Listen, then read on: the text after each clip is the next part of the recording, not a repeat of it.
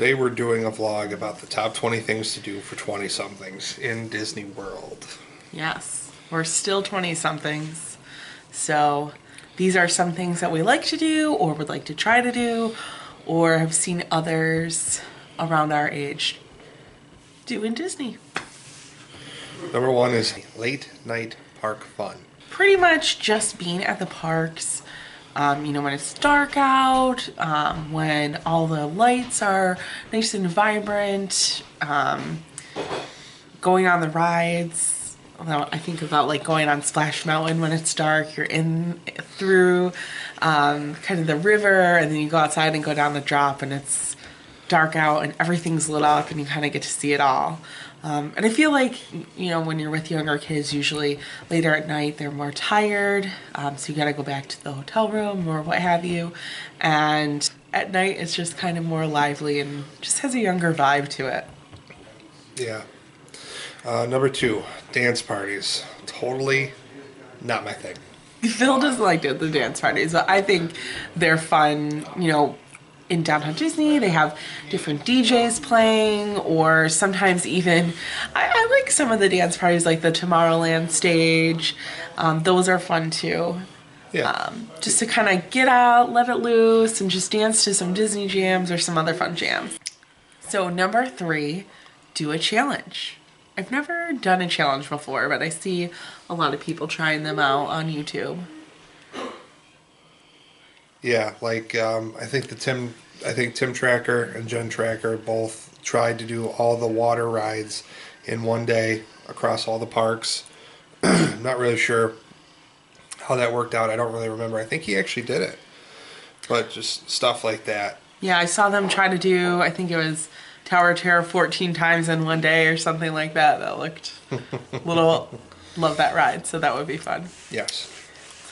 So number four, dinner and a show. I don't think have really done dinner and a show before, but I think it would be fun to, go get drinks, have a yummy meal, but then also be entertained, like the Hoop-Dee-Doo review or like the luau or something like that. I think that would be really fun to do, as a couple or, with a younger group of friends.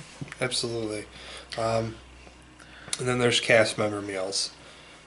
That's our number five. What I mean by that is Sanaa, you can do a group dinner at Sanaa, and they get, I think, like 10 people together, and they bring in one of their zoological experts, one of their animal experts, and they come in and they tell you all about Disney's various efforts in the community and all around the world as far as helping animals and helping other zoos and things of that nature. They answer your questions and they tell funny stories from their interactions with the animals. Pauline and I actually missed our reservation the first time because one of the Disney buses broke down while we were on it. We called ahead to let them know, and they said that they would hold it for us, and I guess that message never got passed along because they did not wait and we couldn't go in. And I was kind of aggravated at that point. I try not to be confrontational or mean. It's not as if it's not their fault that our bus broke down. It's not their fault we were late. I was just aggravated. So they went out of their way and accommodated us, and they brought actually down their manager, one of the managers of Tommy. Yes, Tommy. And we had a one-on-one session with him, and he had some amazing stories and some fantastic facts that really opened my eyes. And now every time we're down there, we try to give small donations to their conservation effort because they really are doing wonderful things. And we're going to post a link for Disney's conservation efforts. Yeah, we'll put it down in the bio. I think also they have a Dining with an Imagineer in Hollywood Studios, and I'm sure there are other experiences too. I really would love to do the Imagineer one because if you saw in our other video, that is one of the things I would like to be if I worked at Disney.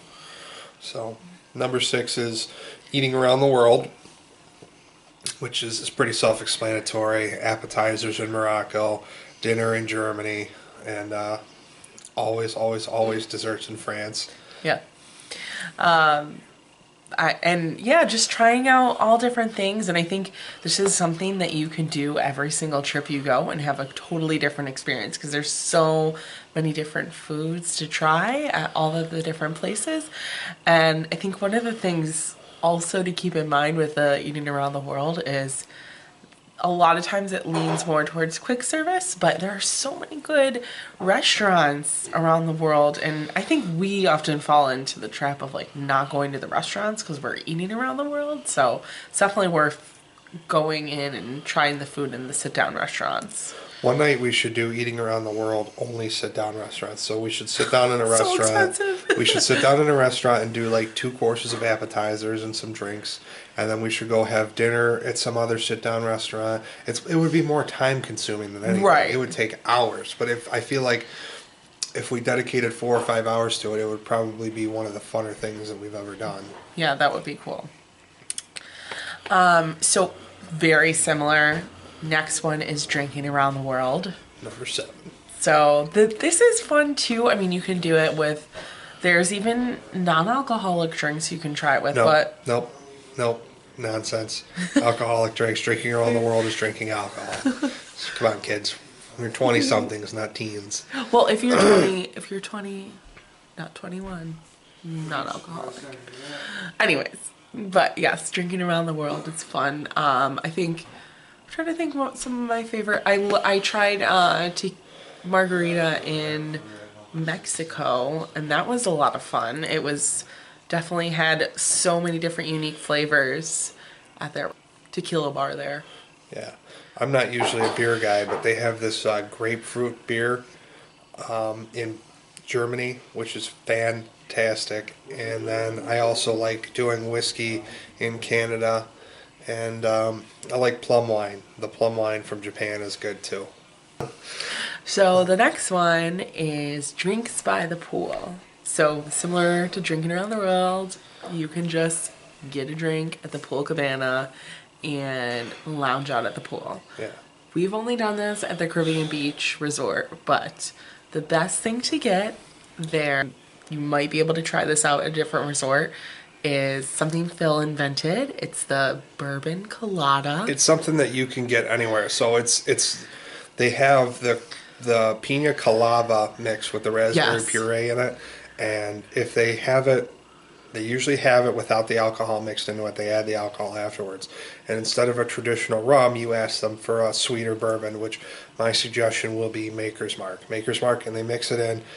It is 10 times better than a regular pina colada, in my opinion, but I'm a bourbon guy. I also like it too, though. I know that Maker's Mark is not traditionally a mixing bourbon. It's good. It's good to just drink straight up, but it's a good sweet bourbon, and the Jim Beam doesn't really do it for me. So that's what I use.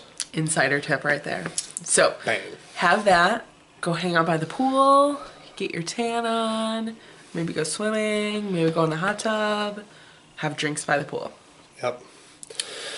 Oh, next thing is something that's more, I guess, aimed at me, which is... But I think anyone in their 20s, if you're into this, you could try it out. Yeah, I'm not a cigarette smoker.